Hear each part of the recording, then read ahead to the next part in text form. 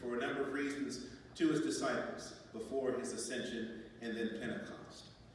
And I've read that and thought about that, and I asked myself, why? Why does he go in and go out? Why does he appear and then not appear? And why not just stay the whole hard 40 days and just make a tour of the region of Judea and just let everybody see your back and get in one of those like plastic domes the Pope rides around in and just still here, you failed. But he only appears to his disciples, and he has these broad spaces in which he is not visible. I didn't say not present, not visible. And I wanted to sort out for myself at least why. I don't like to read past stuff unless I can get a solid why in my spirit. And it seems to me the reason at least might be this. I didn't call Jesus and ask him, but it seemed to me the reason might be this. After the resurrection, it seems to me Jesus needs for his disciples to be able more and more to know his presence without seeing him. That becomes an abiding, continuous fact, whether Jesus is visible or not. He needs them to develop this sense of him. And you can't blame them for needing to develop this sense because they got to see him and watch him every day for his whole ministry. To do what he did, to say what he said. They got to look and watch Jesus out here do what Jesus does. And they had to begin to learn that whatever Jesus was going to do from now on, it wasn't going to be them seeing Jesus, the person, the man out here doing it. It would have to be Jesus in here doing it through them. And so they had to become increasingly sensitive to, aware of the fact of his presence, whether they were seeing him or not. And my sense is that he takes these moments in and these moments out because he wants them to begin to understand that whether they are seeing him or not, that he's with them as he said he would be. But this time he shows up. And I want to talk about why he showed up. It shouldn't be a big deal, as Mary said, if the fellows went fishing. Shouldn't have been that big of a deal, except why? What would be wrong with these men going out fishing? That's not evil, that's not wicked, it's not a bad thing. But what's the problem? It's their old life. Their old life. They're not fishermen anymore, not for fish. But in this stretch, not seeing Jesus, not being sure what their next thing is they're supposed to do or how they're supposed to do it, and they're just kind of hanging around. Anybody knows that typically when that happens, you're anxious, you're unsure, but there is something you know how to do. I don't know what else to do right now if I'm Peter, but I'm a pretty good fisherman. And so since I don't know what else to do, I'm just going to go fishing. At least I'm good at it. And the rest of the folks seem to be glad to have something to preoccupy themselves with, and so they go with him. Peter was a fisherman. That's what he had been. Family business. He was good at it. Him, his brother Andrew, James and John, the sons of Zebedee, at least the four of them, they knew how to fish. They knew the rules. They knew the rhythms of the tide, the day. They could fish. And yet they go out and catch nothing. There's a simple principle there that I want to build from. As I see that happening, I really want to walk, but it's hard to, you guys know I don't stand still a lot, but I'm going to stay here. Because I'm afraid if I leave you, you won't hear me as I say this. What I see happening is this. It's as if the world itself, creation itself, knows that these men are no longer what they're trying to be. And so whatever covenant, if you will, man has in this creation, with the creation, that as man labors, the creation will supply what the man is laboring for. That's not a part of their covenant anymore because they're not fishing. It's almost as if the creation, the fish, if you will, aren't recognizing them as what they're trying to be because it's not what they're supposed to be anymore. Until Jesus shows up. I think sometimes, if you look at the times Jesus shows up, the two we have on record are after the resurrection, when they're locked in the door, scared to death. And this time, when they couldn't think anything better to do with their time, and they go fishing. It's almost like Jesus goes, Dad, I'll be back. I gotta go back now. I pity Jesus sometimes for what we put him through. But Jesus appears. And they this back and forth, and he tells them to cast the net on the other side. It works out. It's a flashback for those who are part of the calling originally for Peter and Andrew and James and John, that this is what happened back the first time, not the first time, when he really called them, and they said, it's the Lord. And Peter doesn't say, help me walk on the water, he just jumps in. Puts his clothes on and jumps in. I like Peter, because Peter's like me. I don't know what makes you get dressed before you jump in the water. If that man can be a disciple, there's hope for me. And they get to the shore. But before we move into the second movement of this story, I want you to keep this idea, because we'll come back to it. God is always working, I believe. The Spirit is always trying to do something. And the question becomes whether or not we as individual disciples and as congregations and as a larger church, are we moving with that or not? Because that's the problem in the first part of this story. The disciples aren't moving in the call, the purpose, the identity Jesus had put upon them. And so the gears of life in the world aren't turning for them the way that they want them to turn. As we think about that premise, I think the converse premise is also true. That when we are moving with what God is already trying to do, I don't see where there should be any reason to be concerned about success or failure. It should be a given. The work becomes taking the time to discern what is it God is trying to do in our midst. In my life, in the area around my congregation, throughout my conference, what is God trying to do, and what does God want me to do in the midst of that? You don't have to figure that out. You can keep doing what you're used to doing. But we're reading a story in which doing what you're used to doing doesn't have any effect. And I think if we're going to be honest with ourselves as churches, there are things that we are comfortable doing, we're good at doing. Are they all having the effect we intend them to have? If they're not, it begs the question whether we're good at it or not, is it what we're supposed to be doing? And no, I'm not talking about singing a certain song or hymns or contemporary, I'm not talking about any particular issue. I'm talking about keeping this as a general mindset as you consider yourself as a disciple, as a church. Not, am I good at doing it? But is it what I'm supposed to be doing?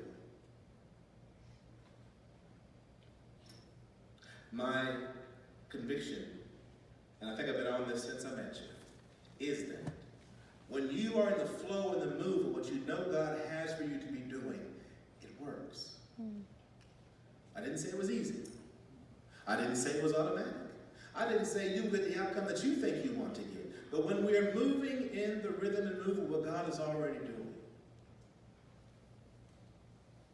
it works. All right. It works. Great lesson. Ryan, good to see you. Let me tell you, we're in a sermon. I'm sorry to interrupt, but Ryan Stone. It is Stone, isn't it, Rick? I just saw Rick. Ryan's Nichols. I'm sorry, Ryan. I know Ryan Stone for the record. Ryan Nichols came before the Lay Servant Ministry team this last week to do his sermon for Lay Academy because he had gotten sick. He had to do a makeup sermon. Fine word. Good young man. It was a blessing to spend time with him. So I'm glad you're here, Ryan. Amen. Second part of the story. It tells us that when they brought the fish up to the bank, they had 153 fish. How do we know it was 153 fish? Of all the details it could have included, what was Jesus wearing? Who else was there? Of all the details they could have included in the story, why 153 fish? How did they know? I only have a working theory that carries itself through the rest of this part of the story. Remember, Peter, Andrew, James, John, fishermen by trade. In my time in your district, I've talked to some of you all that farm. And I've listened to you talk about being able to eyeball a whole field of hay and tell me how many bales you'll get out of that.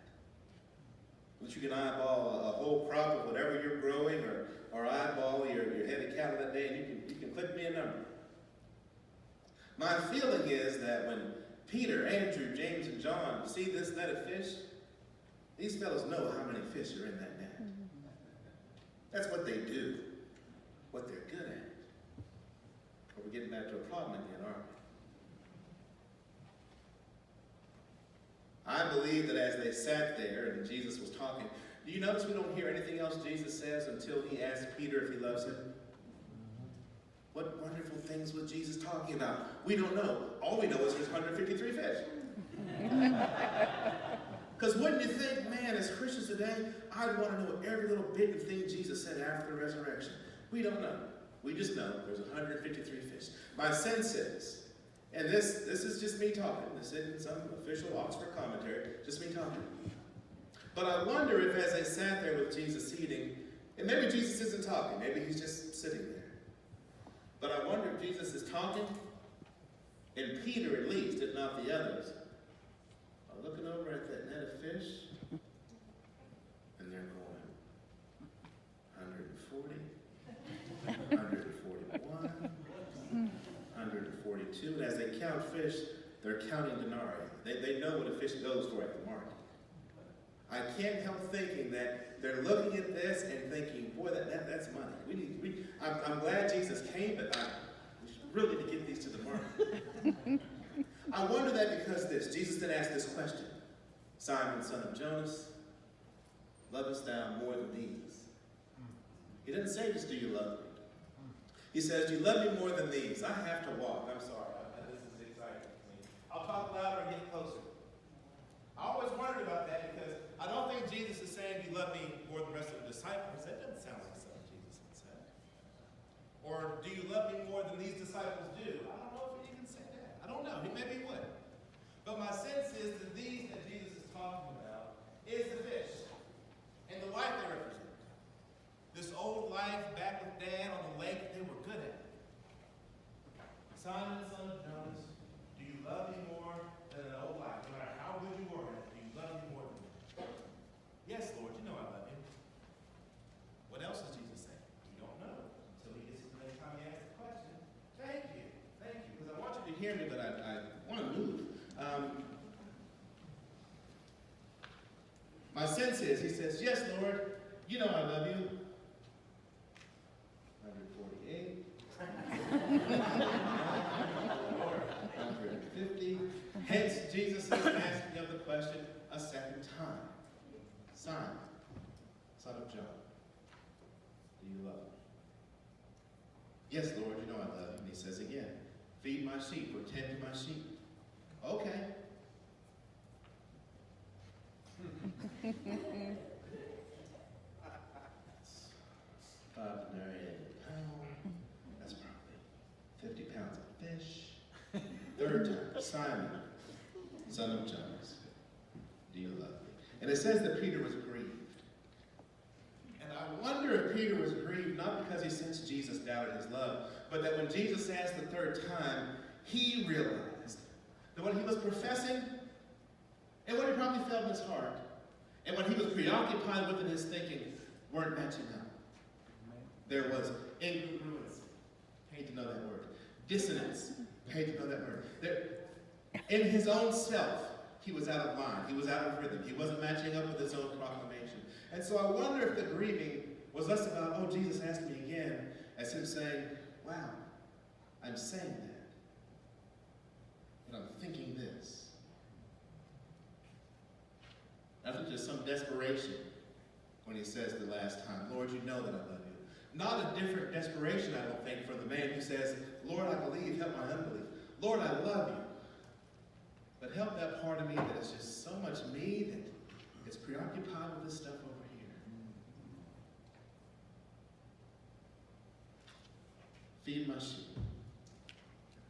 If you love me, feed my sheep. You're trying to figure out what the rhythm and the move of what God is doing might be for you, for your church, for yourself, so you can move with it. Feed the sheep. Now, having said that to me, I realize the title of the sermon is wrong. And you should have saved me from that when I told you what it was. Because that's not a new thing.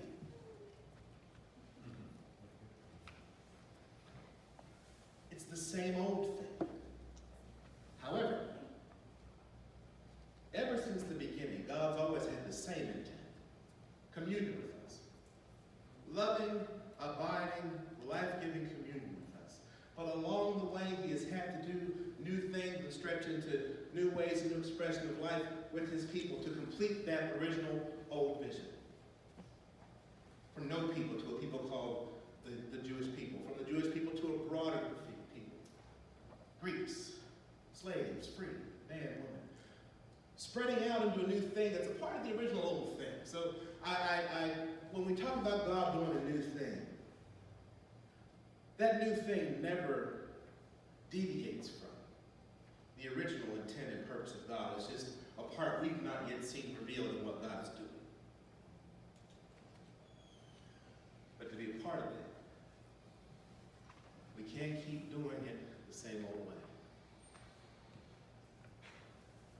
Feed my sheep. I'm going to connect that, trust me. I say that because I forgot from it how to connect it, but then I remember. Confession's good news. So. I think very often when we read this part about dear Peter and Jesus saying, feed my sheep, we think that's a good word for pastors. That's what pastors ought to do. But it's not just for pastors. But everyone else is the sheep, right? Okay, keep that. I'll let you have it. However, I disagree with it, but if that's your point of view, that's okay. None of us are just sheep. We're disciples. All of us living under the same call. And the most important way to think about the image of the sheep is to think about the parable of the lost sheep and which sheep in that parable were most important to Jesus. The lost ones. Not the folks sitting in the pew. Glad you're here. God loves you. God wants you. God has a purpose for you. But this isn't talking about you or me. It's talking about the folks that are just like us that aren't here yet. I need you to hear that first part. Just like us. Because I think often we adopt this sense that the world is a battlefield when it's our mission field. Those folks, whatever their story may be, are exactly like us. Pre-Jesus. You and I are only here because somebody got through to us with the fact of who God has said we truly are. And by the grace of God, we can believe and accept it. And how shall they hear unless we preach? Not just the preacher. Do you love Jesus? More than you love what you're comfortable with? More than you love what you're good at? For that, we have to at least be willing to hold what we are good at and comfortable with loosely. I'm not saying toss it out the window tomorrow. I'm not sure what God's exactly telling you to do. But there are things we hold on to too tightly that are not the things we're supposed to be grasping after and seeking. Amen. We like when it says, I know the plans I have for you, plans to prosper you. We like when folks say, God is doing a new thing. We love all those kinds of passages. Great. But it ends at the end with what? If you seek me. Amen. With all your heart. All your heart. Not half your heart sitting on the fish you just caught when all your heart. Do you actually want to know what God wants to do with your life? With your church? Seek and you shall find. Only piece of practical advice I'll give you, because I think it's something that deserves the work of wrestling with and discerning as individuals and as congregations to really know what that is for yourself. But this much you can be sure of. One thing we have to do in this phase of life the church is in. Methodist Church, Church Universal. The phase of life the church is in. Church people. You've got to meet some strangers. You've got to make some friends. Amen. Church people have got to meet some strangers. we love our church families. Some of us, it's the only place we can come at the end of the week to fill up and find that somebody cares and loves about us and we belong. I said about John Latham's church at St. John's, and I can say about a lot of your churches, it's the one place all week that actually makes sense. I'm not saying quit loving your church family, but you can't be so in love and tied up with your church family that's the only folks you know. Right. It's a good way to kill a church. You've got to meet some strangers. You've got to make those strangers friends. Well, I might invite some strangers and invite them to church. That's not what the early church did. They proclaimed the gospel when they met people. They didn't say, let me send you somewhere to go to hear about it. They proclaimed it. They demonstrated it. They lived it. People saw it in them, felt it in them. They didn't write a prescription for a place to go and find out about it. Inviting folks to church is important. But I think we have really let that overwrite the fact that we're the church. Tom would walk up to you and say, man, you should go to Joe sometime.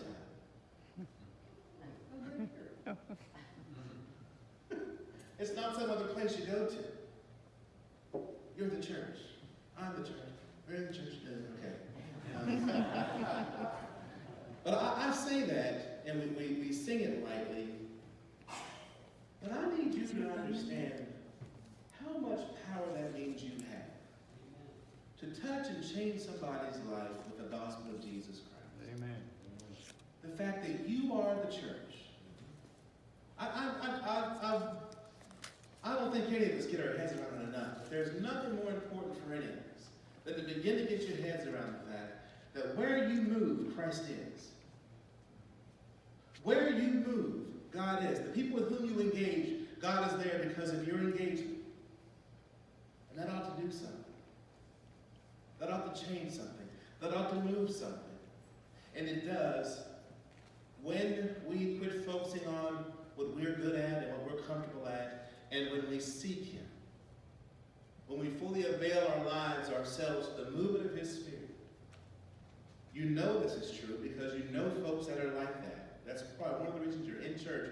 Somebody somewhere didn't just talk you to go to church and you quit, you just stayed because you didn't know what to do. You met somebody and you said, I don't know what that is, but I should have that. Peace like a river, joy like a fountain, love like an ocean. You picked the feeling. I doubt you met somebody on day one and said, that person is imbued with the Holy Spirit. You didn't say that, but you felt something. There are folks in your churches right now, there are folks among you right now who I look at and engage with, and I feel and know what that thing is. Demonstrate, share that with somebody.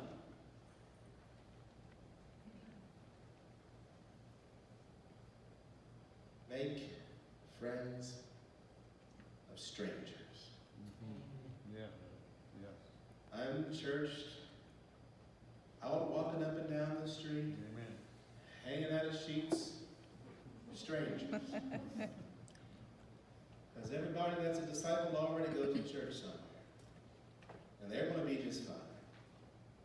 But there are lost sheep.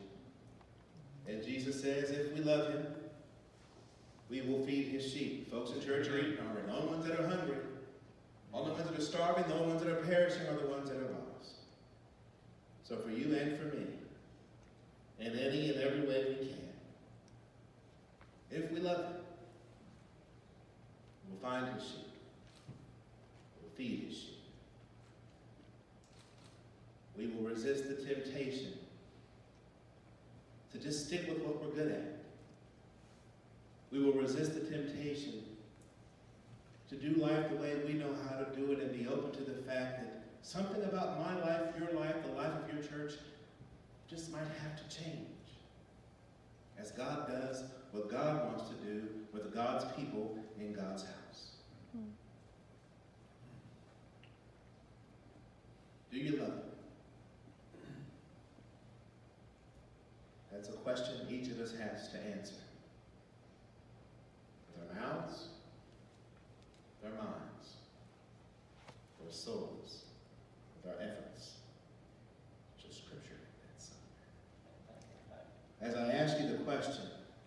My prayer is that you will answer every day, in all seasons, with all you do, as the body of Christ. Amen. Amen.